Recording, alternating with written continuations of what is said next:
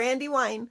Today I wanted to tell you about a new series that I just finished reading and I absolutely loved. And that series is the Lunar Chronicles. And then there's those 4 books. And there's also the 2 smaller books. So the first 4 books are all one series, one storyline that's going along from beginning to completion. And then the next 2 little books are Fairest, which is a short story or novella that is all about Queen. She would kill me if I said princess. Queen Lavanna. And so it's her entire story. I think it starts, she's about 6 years old, and it goes all the way through till I want to say like 5 years before the main series starts. I think it's about 5 years. Like, they say the exact timing in the series, but I don't remember the exact number of years. And so it covers all of the like rumors and stuff that we hear about in the main series.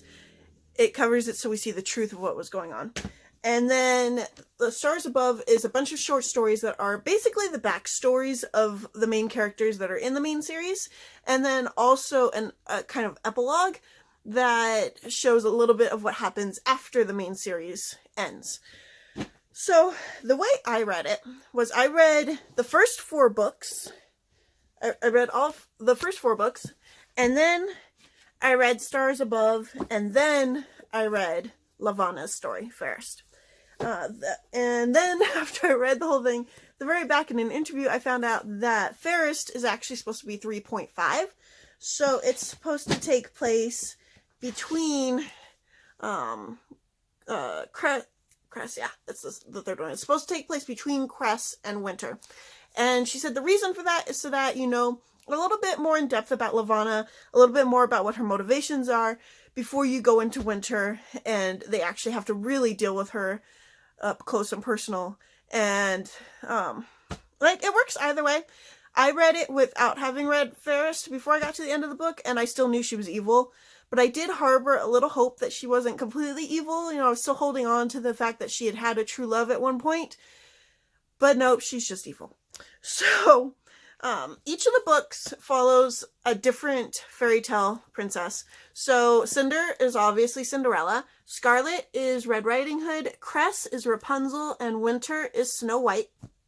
And then obviously Lavanna is Evil Queen.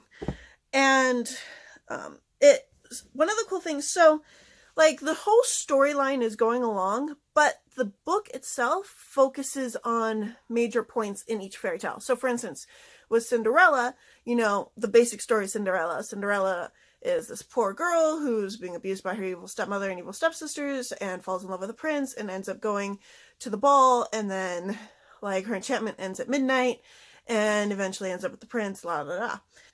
So Cinderella has the evil stepmother, she has the evil stepsister, she has one sister she actually gets along with, which I actually like it when one of Cinderella's stepsisters is good, just like in Ever After.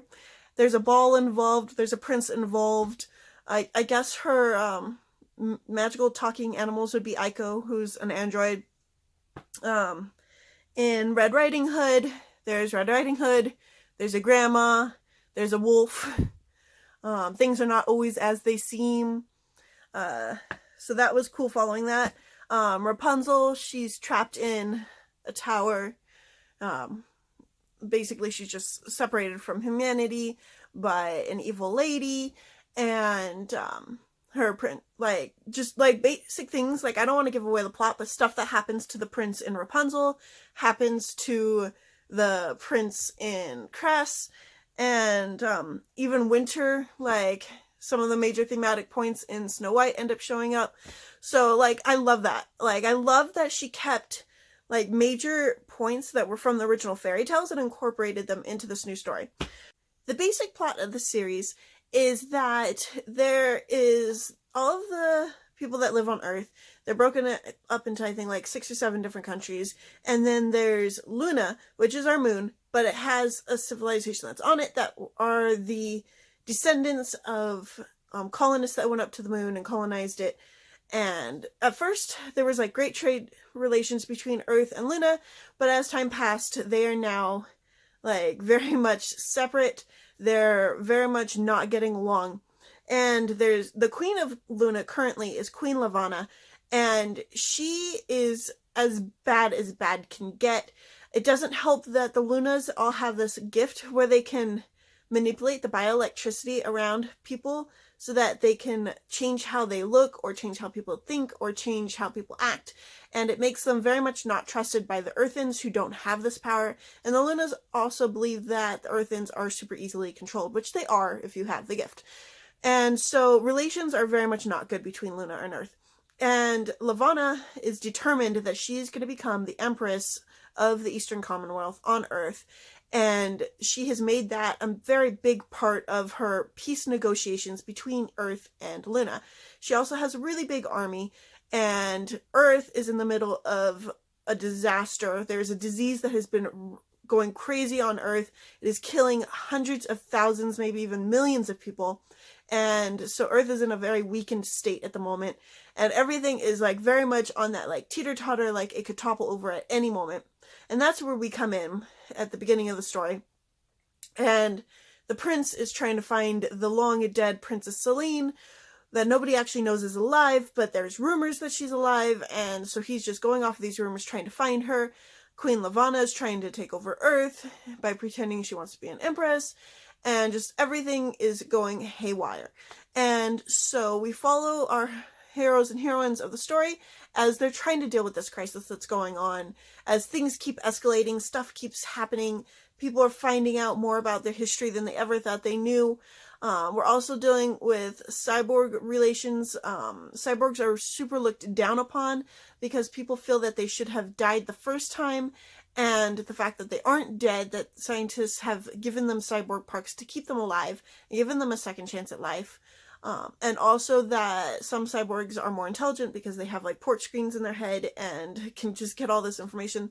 Normal humans are feeling that cyborgs have an unfair advantage, and so they've been repressed, and any cyborg is treated as the property of whoever their parent or guardian is. So like relations are just like everything is bad everywhere. And so this is the world that we're thrust into, and we're following our heroes as they go through, and they're trying to navigate this world. They're trying to find out who they are. They're trying to change things for the better. They're trying to topple Luna. All kinds of things are going on. It is super action-packed from the beginning. In addition to having the normal fairy tales that are going on, there is so much going on in this world all the time, and I just loved all the things that she created for this world. I loved getting to be in outer space. The one thing that confused me is they do mention a lot like the prettiest in the galaxy, or like traveling the galaxy, or all this stuff, but it's never really mentioned that they can go past the moon, except in one instance where they mention that they have like a race to Neptune that actually doesn't really go past Jupiter, but that's still just our solar system, not the galaxy. So that part did throw me off a little bit, but it was like only thrown in every once in a while, so I didn't really pay much attention to it. But I loved this series. Oh my gosh. I had no idea like what the story was about going into it, besides the fact that it was a fairy tale. And I pointed out in one of my previous videos, but I didn't even notice that she has like metal in her leg. So when it turned out that Cinder was a cyborg, like I did not see that coming at all, even though it was like within the first few pages. But I didn't like think about the fact that I was reading this futuristic story. But I did love that she did a lot of research on different places. So when she created the Eastern Commonwealth, which was based off of a collection of different Asian countries, like she did research on them to find out words and foods that would be in that area and different customs and different decorations and stuff. And she did the same thing with Scarlet, which takes place mostly in France. And again, she looked up the languages, she looked up the local architecture, she looked up the foods. And then with Luna, she kind of had to make up her own thing, but she still, like, she did research in that too. But I also loved that in addition to like the main story that was going on, that was whatever fairy tale was tied to that specific book, there were still other plot lines that were being woven in, because there was still everything that had happened in the books before it that were still continuing to go on and go through. So she ends up weaving, I think at one point, like 4 or 5 different stories are being woven in to like the story, and they're all tied together. It's just like different people are in different places, and so different things are happening, and you're seeing all of that at the same time, which I loved. I loved the whole series. I'm keeping it because I really want to read it again. As it is, I love fairy tale retellings, which is one of the reasons why I wanted to pick these up, but it far surpassed my expectations. And then one of the cool things about the short stories, so I love that it gave the backstories on everybody, because you'd hear different things like in, I don't want to say in the script, but in just while the characters were talking, they throw out like different things about their childhood. Like, oh, I remember seeing this museum when I was here with my dad. And then they actually have the short story about it in the Stars Above. But in addition to everybody's backstories and that epilogue that I mentioned in there, Little Mermaid, she did a story for Little Mermaid, and it's in here. And so I love that, because I kind of want her to do that with all of the different fairy tales. But so we have the four main ones. We have Cinderella and Red Riding Hood and Rapunzel and Snow White and Evil Queen, and we have Little Mermaid. So, and I was like not halfway through that story, but I think I was a few pages into the Little Mermaid story before I realized it was Little Mermaid story, and I started squealing. My husband was staring at me from across the room, like he tends to do when I tend to start squealing. I really, really enjoyed the series. I would recommend it to anyone that loves fairy tale retellings, loves kind of like, I don't know if it's technically counted as dystopian, but it is in a future that takes place after World War IV. And so I think it's like 200 years after, about 200 years after World War IV. So they've rebuilt, but it still has kind of that like grimy futuristic feel. As far as like the Eastern Commonwealth goes, things are a little bit more open in France until you get to Paris. But I loved that environment. So I think like if you like reading about futuristic environments, you'd also really love this series. If you just love reading really awesome adventure series that involve trying to topple governments, like you'd probably really enjoy this series. There's also some romance in it. I mean, they are fairy tales. Most of these fairy tale, I keep wanting to say creatures. They are not creatures. Fairy tale characters have love stories in their original fairy tales, and that definitely comes over into this. So yeah, I was going to say something, but it would be a spoiler alert. So I'm not going to say it, but I really enjoyed this series. I loved it from beginning to end. I could not put it down. I was reading it as fast as I could. I was reading it all the time. I think my family was getting a little sick of it, but I loved this series so much. I'm becoming a huge fan of Marissa Meyer. I read Renegades and I loved that. I want to read Heartless, which is a series that I think it takes place in like the Alice in Wonderland world. It has to do with the Queen of Hearts. And Renegades is superheroes, which you can't really see it in the video. It's like right at the edge of the video. But yeah, so I love this series. I love Marissa Meyer's artwork, her writings, and I look forward to more of her stories and more of her universes because they are awesome. And her story building is so cool. Like every world that she created was complete. Like it was awesome. Anyway, I loved this series and I encourage you all to go read it. Talk to you later.